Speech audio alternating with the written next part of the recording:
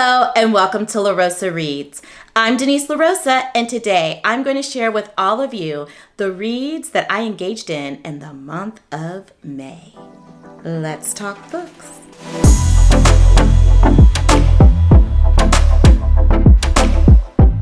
May was an interesting month as far as reading is concerned.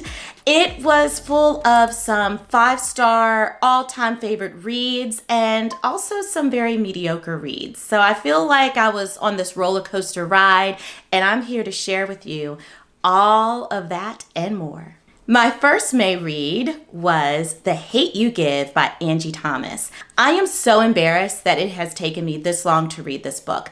I remember the day that it was published and I went racing to my local Barnes & Noble to pick it up and ended up walking out of the store with another book. And fast forward to 5+ years, and I'm just now reading it. And I was given a nudge to read it by my upper school students at the school that I work at. We are 3 for 3, baby. Their books and baked goods book club is phenomenal. I read The Song of Achilles because of them. I read Crying in H Mart because of them. And my third book that I read for this book club, The Hate You Give, is definitely going to be my all-time favorite read, definitely in my top 5. So we have Star, this high school girl who is a Black girl living in the inner city while also attending an elite private school. And this leads her to demonstrating, living out W.E.B. Du Bois's concept of double consciousness. To be Black in America is to constantly be in a state of double consciousness. And this is exemplified in Star's life. So Star ends up going to a local party in her neighborhood and runs into a lifelong friend by the name of Khalil. They had lost touch with each other. And needless to say, a tragic event happens that night that forever changes the trajectory of Star's life as she knew it in that moment. This forces her to grapple with and face a lot of hard truths that she's been kind of pushing to the side. This code switching of leaving the Star of the inner city behind in order to survive in her private school, having to go back to her neighborhood and be seen as this bougie Black girl attending a private school. She's forced to deal with all that makes her who she is and ask herself, who am I?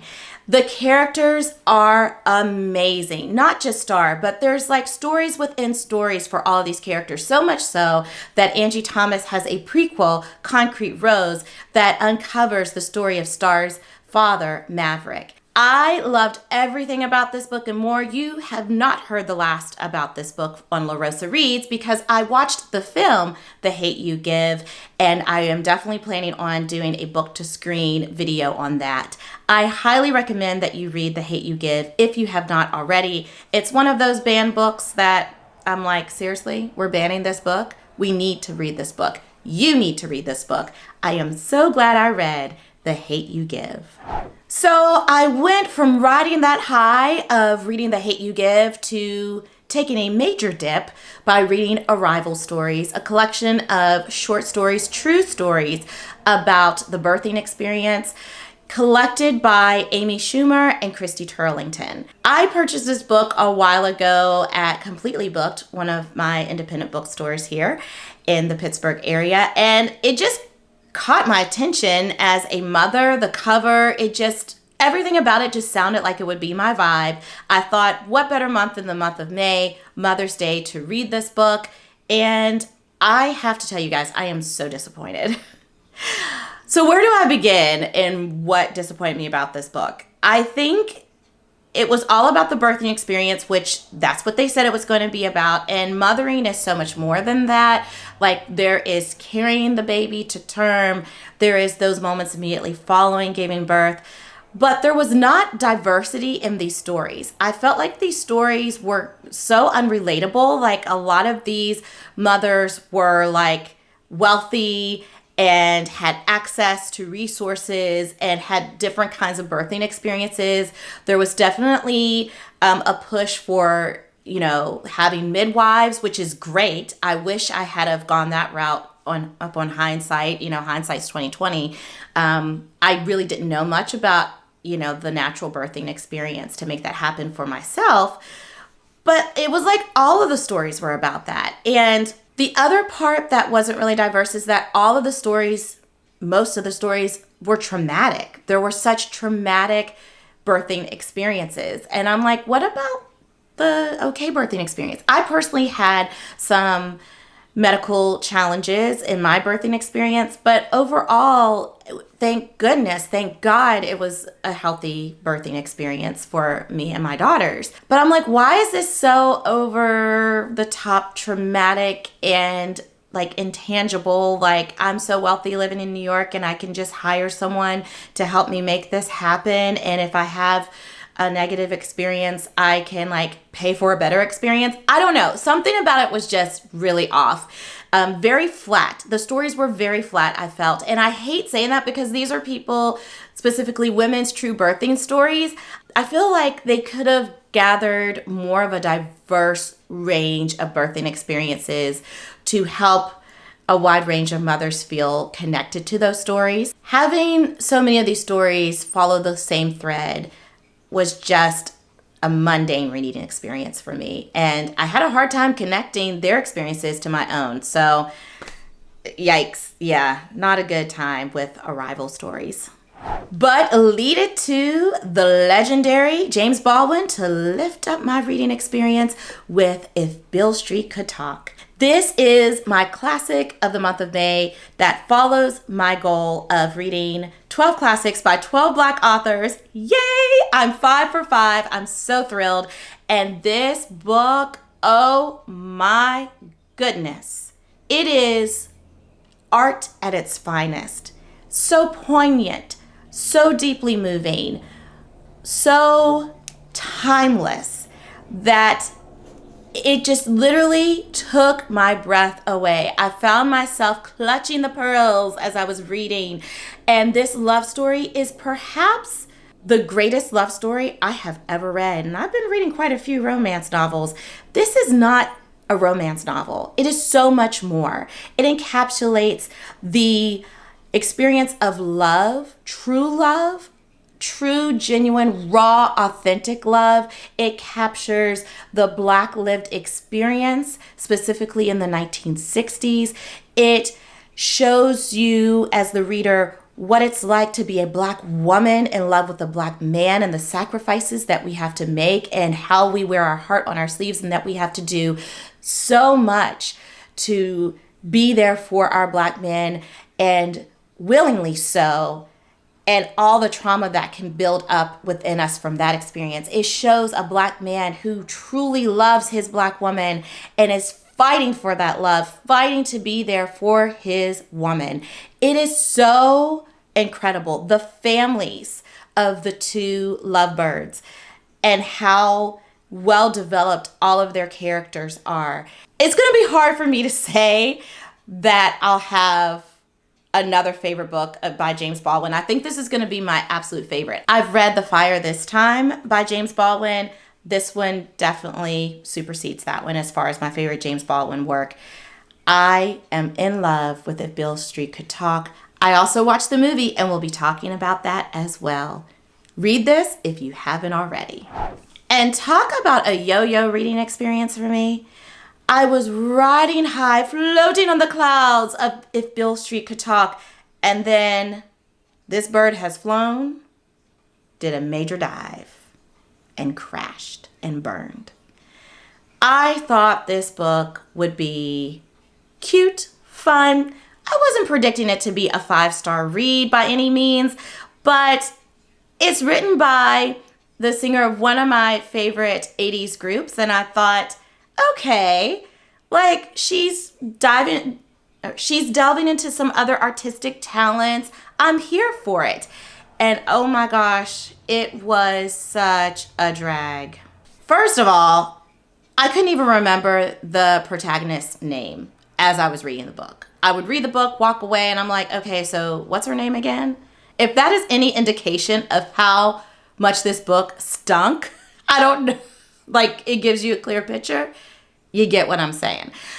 Jane Start is the name of our protagonist. She is a one-hit wonder who is trying to revitalize her singing career after going on quite the hiatus. She did a cover of another famous singer's song, and that was her one hit.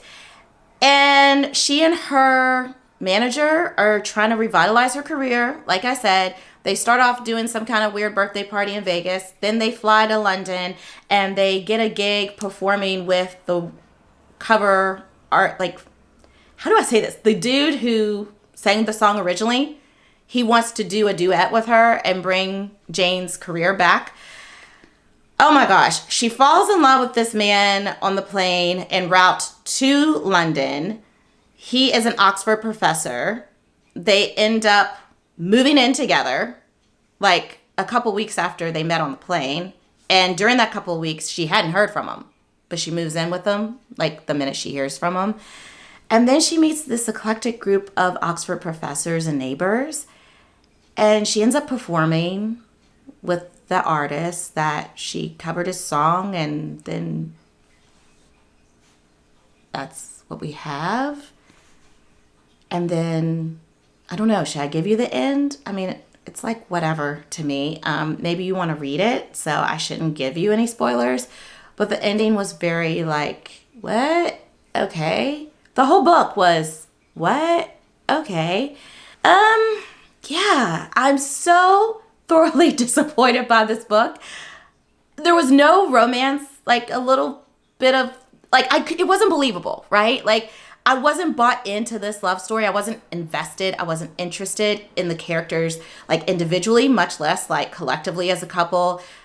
It tanked for me. Do not read it unless you want to see how bad it is, and then read it if you want, but don't blame me for it. So Susanna Hoffs had a manic Monday, and I had a manic reading experience with this one. Yay! And then we had Lulu and Milagro's Search for Clarity, written by the fantabulous Angela Velez. I selected this book for my mini course called Amplify Voices Book Club at the school in which I work at. And so I had a group of 12 upper school students reading this book with me, and we were able to chat it up with the author via Zoom. And it was an experience to be had by all. The Peruvian author is giving us the Peruvian experience through these sisters. We have Lulu, who is just so brainy, so into environmental justice. She always has her nose in a book and has these aspirations of going to this summer, I believe it's like a summer camp or some kind of summer learning experience at Princeton University. Then we have Milagro, the sister who's living a little bit on the edge. Okay, so Lulu's the youngest, Milagro is the middle sister, and she does not care about school. All she cares about is hooking up with this dude. I believe his name's Pablo, and like fashion, makeup, like that's her vibe. And they have an older sister, Clara, who is away in college and has set the tone, the standard for these sisters. She is like perfection in the eyes of her mom, in the eyes of her teachers and her school. Everyone's like, be like Clara, okay? So they have that pressure. And they also have their own personalities. They both end up going on this college tour together, this trip. They attend an all-girls private school, an all-girls Catholic school, and they're paired up with the all-boys Catholic school in Baltimore where they live to go on this college trip. And it's interesting because they learn a lot about each other and about themselves and about their older sister through this journey. It is amazing. It is the perfect coming of age.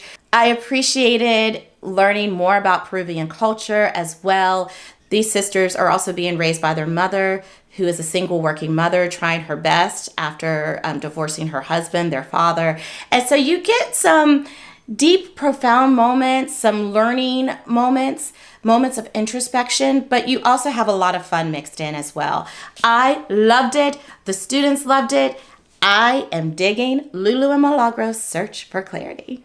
Brendan Salcombe just was a man after my own heart. When I met him at the Greater Pittsburgh Festival of Books, I knew once I met him that I needed to pick up The Violin Conspiracy and read it right away. I was excited for this book. I entered this book having friends who gave mixed reviews, so I didn't have high expectations. I didn't have low expectations. I tried to keep an open mind as I dived into it to have my own reading experience. So Ray McMillan is a young Black man who is an aspiring violinist. He grew up like on Hard Knocks. He didn't have access to a instructor to learn how to play the violin. He didn't have private lessons. He was a part of his orchestra at school, and that was it. But he had an exceptional talent, and his grandmother saw that talent and said, "Baby, go up into the attic, honey. My great-grandfather had a fiddle, and I want to give it to you." And she gave it to him, and unbeknownst to her, unbeknownst to the whole family, this was a rare violin worth about $10 to $20 million.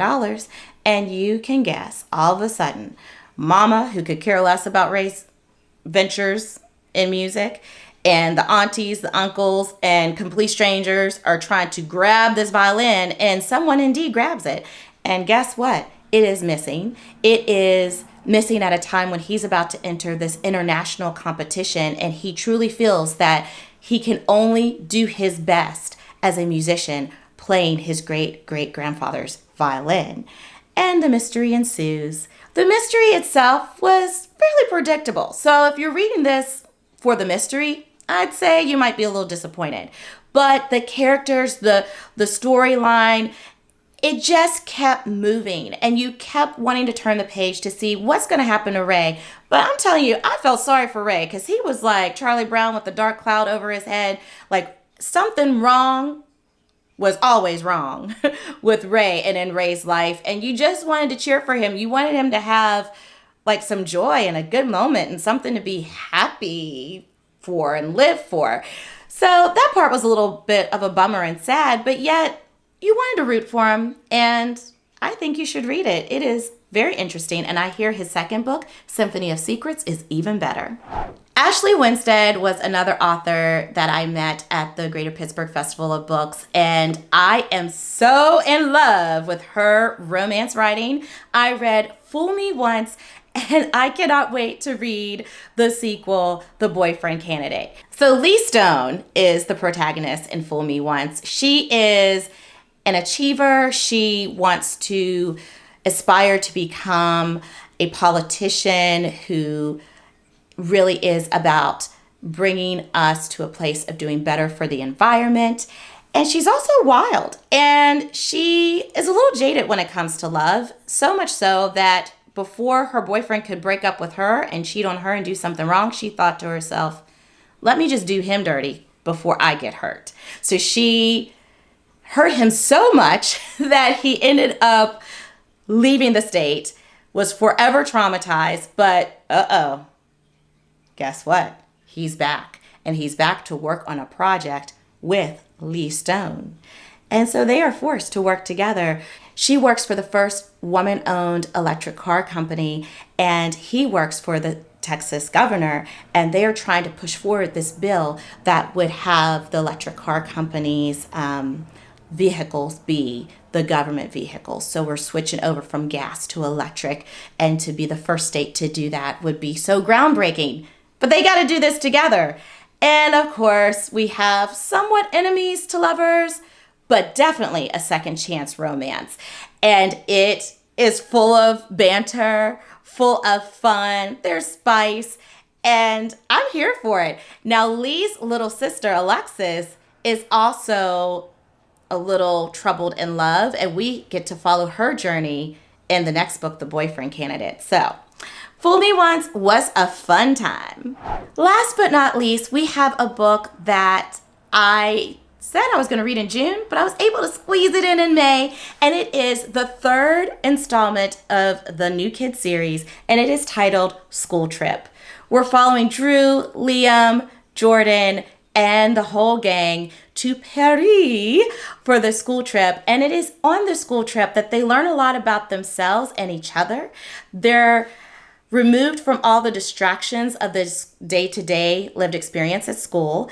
And And this makes them take a deeper look at each other and learn new things about each other and themselves. And it's quite fun.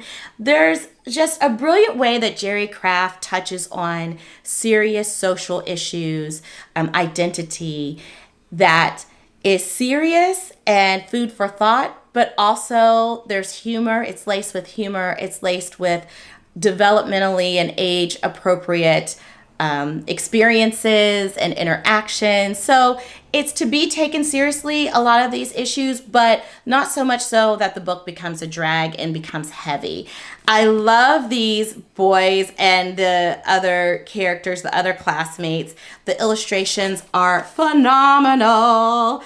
And he's just got it going on. Jerry Craft just keeps delivering with incredible reading experiences with this series.